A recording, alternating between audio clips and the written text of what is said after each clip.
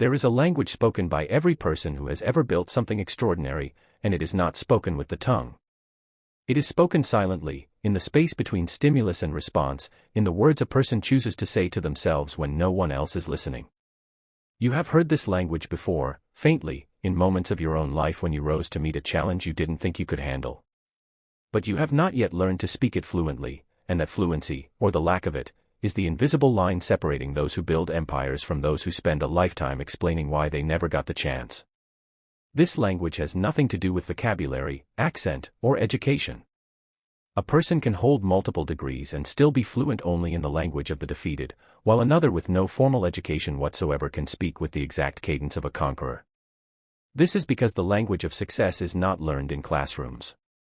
It is learned through repetition, through the thousands of internal sentences a person constructs each day about what is possible for them, what they deserve, what they are capable of enduring, and what their failures actually mean. Most people are completely unaware they are even speaking this language, let alone which dialect they have been fluent in their entire lives. Listen closely to how the ordinary mind describes a setback. I knew this wouldn't work. I'm not the kind of person these things happen for. This is just my luck. Now listen to how the extraordinary mind describes the exact same setback. This didn't work yet. I haven't found the right approach yet.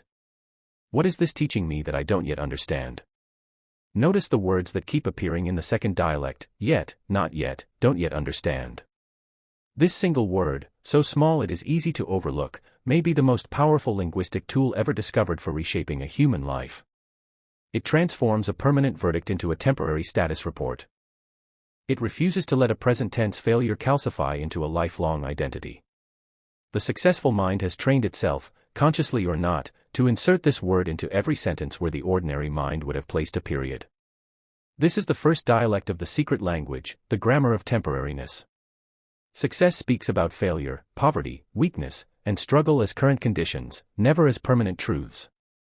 Poverty is not who I am, it is where I currently stand. Weakness is not what I am, it is what I have not yet trained. Rejection does not mean I am unworthy, it means this particular door was not the right one. This is not naive positivity, and it must never be mistaken for it. It is precision. It is simply refusing to use permanent language to describe temporary circumstances, because the mind believes whatever it is repeatedly told, regardless of whether what it is told is even accurate.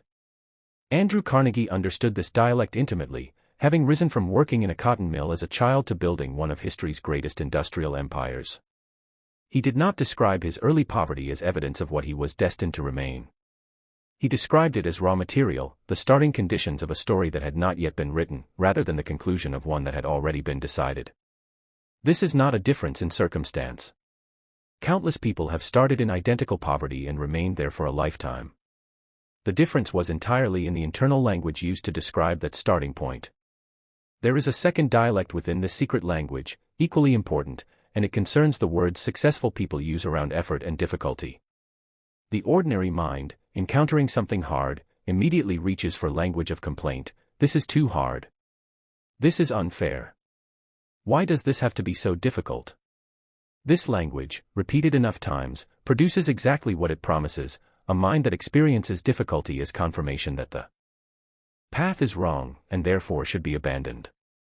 But the successful mind has trained itself to speak an entirely different sentence when facing the same difficulty. This is exactly what I should expect at this stage. This difficulty means I am doing something that matters. Anything worth having would require exactly this level of resistance. This reframe is not delusion. It is an accurate recognition of how meaningful achievement actually functions in the world. Anything easy has already been done by everyone, which is precisely why it no longer holds significant value. Difficulty is not a sign you have chosen the wrong path, it is often the very proof that you have chosen a path worth walking, because if it were easy, it would already be crowded with people who got there before you. The successful mind speaks to itself about difficulty the way a mountain climber speaks about altitude, not as an enemy to be resented, but as the exact terrain that must be crossed to reach a summit that most people will never see, precisely because most people quit at the first sign of thinning air.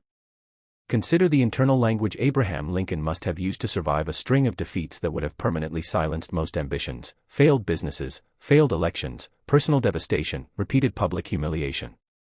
A mind fluent only in the language of the defeated would have concluded, reasonably by ordinary standards, that the path was closed, that fate had spoken clearly and it was time to accept a smaller life.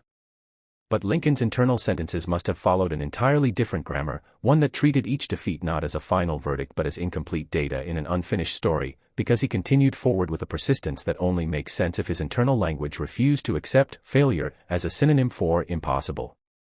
This brings us to the third dialect of the secret language, perhaps the most subtle and the most transformative.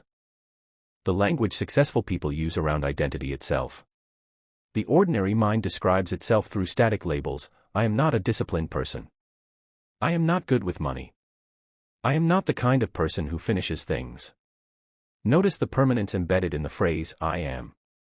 This is identity language, and identity language is the most powerful language a human being ever speaks, because the mind will move heaven and earth to remain consistent with whatever identity it has been repeatedly told is true, even when that identity is working directly against everything the person claims to want. The successful mind speaks about identity in an entirely different tense, not as a fixed state, but as a practiced behavior. Instead of, I am not disciplined, the sentence becomes, I am someone who is building discipline. Instead of, I am bad with money, the sentence becomes, I am someone learning to manage money more skillfully. This is not merely softer language for the sake of comfort. It is strategically accurate language, because identity is not actually fixed, it is constructed, continuously, through repeated action and repeated self-description. The moment you declare a permanent identity, especially a limiting one, you have closed a door that was never meant to be closed, and you will unconsciously act in ways that keep that door shut, because the mind cannot tolerate the discomfort of behaving in ways that contradict what it has been told about itself. The secret language of successful people was never actually secret. It has been spoken openly, demonstrated repeatedly, by every figure history has chosen to remember. The only secrecy was in how few people ever mapped to notice they were listening to a different grammar entirely, a grammar of temporariness instead of permanence, of worthy difficulty instead of complaint, of progressive becoming instead of fixed identity, of definite commitment instead of hopeful possibility.